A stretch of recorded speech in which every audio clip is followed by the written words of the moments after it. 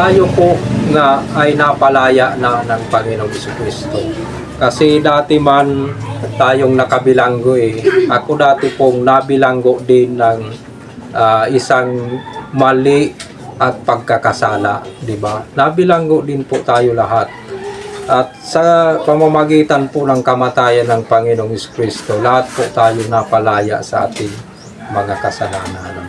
Kasi mahirap po mabilanggo sa pagkakamali at sa galit at puot. Lahat ng mga pita ng laman o isang ugali bilang tao ay nabilanggo po tayo.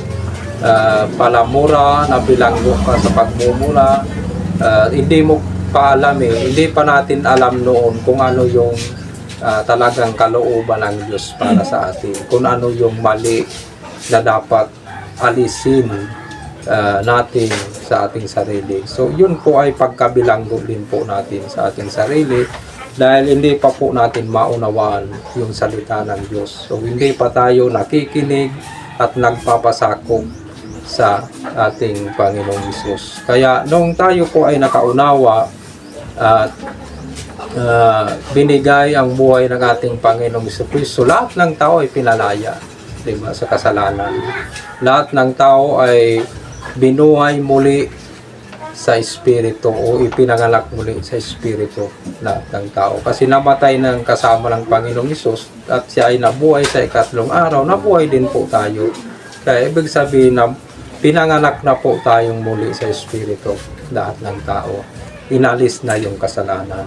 So, kaya lahat po ng tao ay maaaring magkamit na ng buhay na walang hanggan. Kasi yun po yung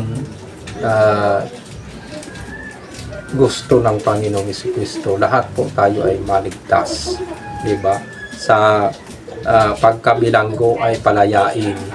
Diba? Paano ka po makakalaya sa pagkabilanggo o pagkaalipin mo sa laman? Kailangan mo lang naman tanggapin yung mga katotohanan sa buhay at magbalik loob sa Diyos para maunawaan mo kung ano yung dapat natin tanggapin at palayain sa ating sarili. At yun po yung magbibigay sa atin ng pag-asa para makalaya. Diba? At yung anghel, gagabayan po tayo